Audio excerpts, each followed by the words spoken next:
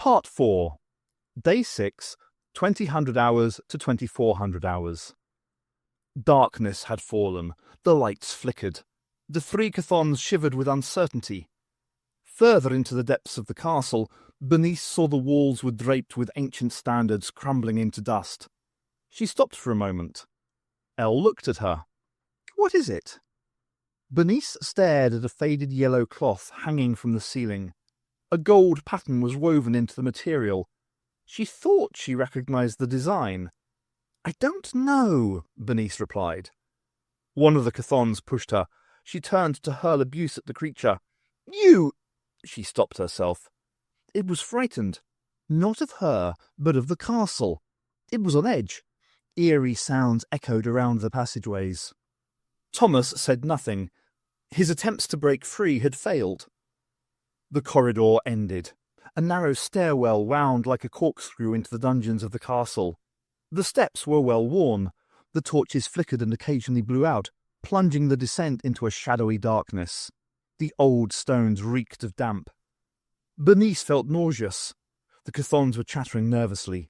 Suddenly they stopped. A long groan drifted up the steps, a deep, mournful sound. She looked in front of them and couldn't see anything. The Chthons stirred and continued into the darkness. His memory failed. He couldn't remember how he came to be here. His body felt that it had been in a terrible accident. His mind scanned his body functions. His legs and back were broken in numerous places. 3 of the fingers on his right hand were undamaged, but both arms had been crushed. Whatever had done this to him had great strength. His brain was half destroyed. His thinking was not logical. Random images were pouring into his mind. The figure standing over him. And the shape changer. He remembered the battle aboard the space station. He had tried to prevent the creature from finding his woman companion. He didn't know if he had succeeded or failed. His body had been thrown against the walls. His life force had drained away. What was he doing here? He should have been terminated.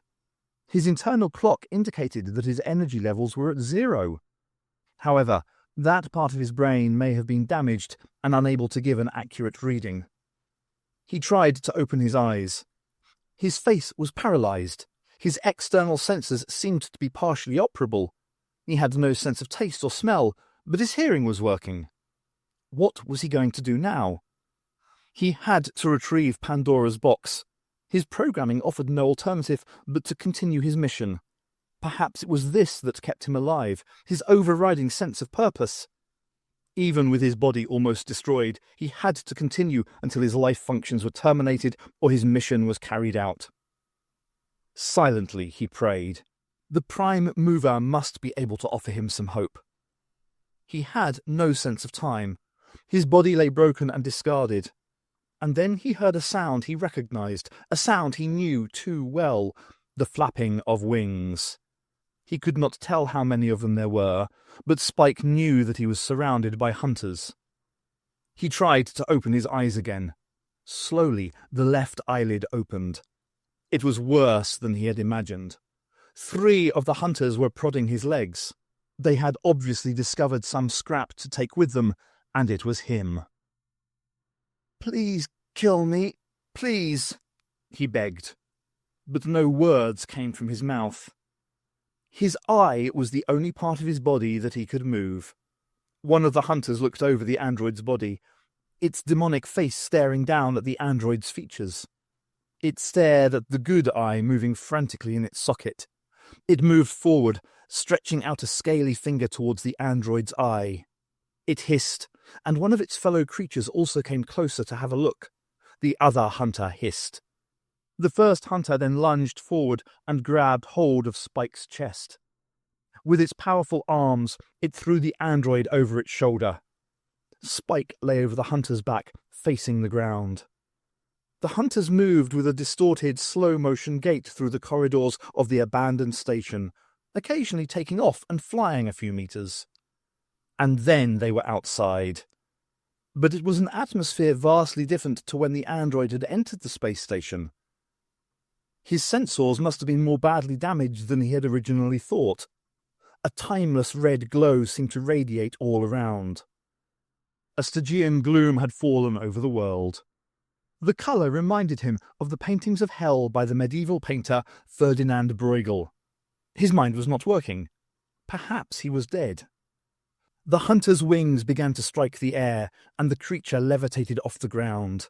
The other creatures also began to fly, and soon they were all airborne. There were hundreds of the hunters, darting and soaring through the air. Spike closed his eye and again lost consciousness. Blake opened his eyes. His slumber had not been at all restful. The doctor had been pacing around the invisible prison, punching at the walls and muttering to himself. Blake had tried to advise him to relax, and when that hadn't worked, had shouted at the Time Lord. The doctor sat at the other side of the cell, sulking.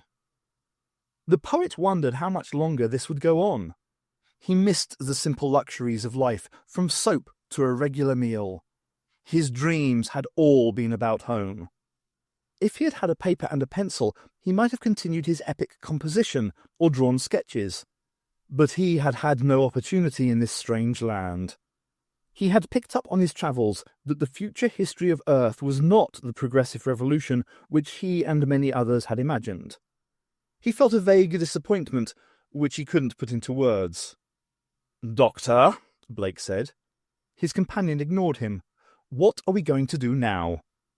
The doctor stood and walked over. "I don't like computers," ranted the doctor. "What?" said Blake. "We're imprisoned at the moment by a computer defense program." "I don't understand," Blake said. "A computer is like a mechanical human brain which carries out various specific operations. This whole planet is controlled by a vast defense system. This is what stopped the TARDIS in the mid-flight." "Defending what?" Blake asked. "The entrance to the hole? My memories? I don't know." The doctor took the sonic screwdriver out of his pocket. "I've been trying to unlock the doors of the cell using this device. I've escaped from many places with this." Blake looked at the exasperated face of the doctor. "But this computer can predict what I'm going to do. Everything I try to do, it counters with more tortuous and convoluted traps." Blake nodded. "Then we have to wait." The doctor turned around without acknowledging the poet's statement. "I'm not a children's plaything to be toyed with," he shouted. "Do you hear me, whoever you are?" There was no reply. "It's quite interesting, Doctor," said Blake. "Do you know that in the mythology of Earth, the concept of freedom only came into existence after male and female ate of the tree of the knowledge of good and evil? They were then cast out of the garden." "I haven't come here for a history lesson," said the doctor. "Did you also eat of that tree? Did you rebel?" "I was loyal to the Time Lords, to my people. But they prognosticated, they pondered, and they observed. Do you know the literal translation of the word Gallifrey is, 'They that walk in the shadows'? That's their problem. They know everything, and yet they know nothing. I left Gallifrey because I was bored, and because of something that happened a long time ago." Blake listened as the doctor's tones became quieter and more restrained. For the first time since he had met him, Blake felt compassion for the old Time Lord. "The myths of Gallifrey tell of the dark times. They tell of an army of warriors who fought a terrible war against a race of monsters, hideous creatures from another universe. A legendary figure, Lael Mahajetsu, led an army of warriors for millennia in distant battles across the cosmos. At the end of the apocalyptic conflict, there were no survivors. All the warriors were dead. There are no records. It's a story now told only to children. The repository of knowledge, the Matrix, doesn't even refer to the war. Even memories are lost in the mists of time."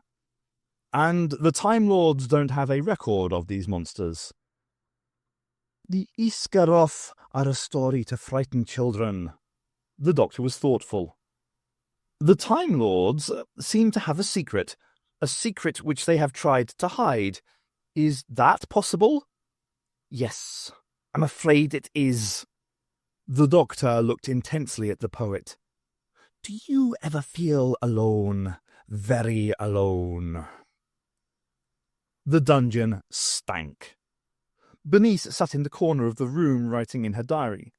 The Chthons had untied them and left a torch before locking the dungeon door. She tried to ignore the stench, but found her thoughts continually returning to her physical situation. Although she knew no amount of imagination would take her away from this prison, for fleeting moments she did manage to escape into her book. Thomas was silent. Elle looked uninterested but not scared. Bernice was trying to describe the Nicean woman to her diary.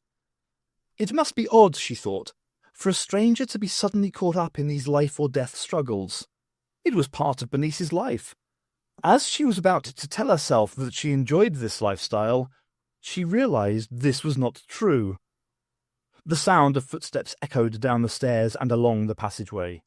The door was unlocked. A Chthon bent down and slid a tray across the floor. The door was closed. On the tray were a jug of tepid water, a plate of raw bloody meat, and 2 mouldy lemons. Bernice couldn't face eating any of the uncooked or rotten food. However, Elle moved quickly over and picked up the raw meat. She crammed the meat into her mouth, and a glob of blood trickled down the side of her face. Bernice thought the woman's eating habits were repulsive, and turned away. And then she heard it again, the sound of scratching behind the wall. It was as if something was trying to break into the room. Perhaps it was rats. She thought about moving from the corner, but outside the moaning had started again. Although they had decided that it was a drill motor, Bernice's imagination turned it into all sorts of monsters. Elle had finished eating. She sat looking bored and didn't seem perturbed about the noises around them. No imagination, Bernice decided. "Come on, you two. We've got to do something," Bernice said. "What?" Thomas asked. "We're in the lion's den. We've got to make our move." Bernice tried to explain to him. Thomas moved to the door and slammed his arms into it. The door wasn't even dented. "This dungeon has been built to hold mightier things than us." Thomas shook his head. "Maybe, but we have our intelligence." Thomas looked blankly at her. "You can't give up," Bernice continued. "I'm a machine, constructed for one purpose, to serve my masters.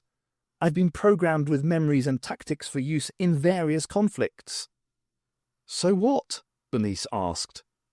"I don't have the knowledge to escape," said Thomas. "Don't be stupid," Bernice retorted. "I'm a machine." Thomas turned away. Suddenly, all the sounds were drowned out by the whining and screaming of the huge drill. It was like the sound of fingernails being dragged down a blackboard. "It sounds like the drill's made contact," Elle shouted. "It may be only a matter of minutes before they break through." "What?" Bernice screamed over the sound of the machinery.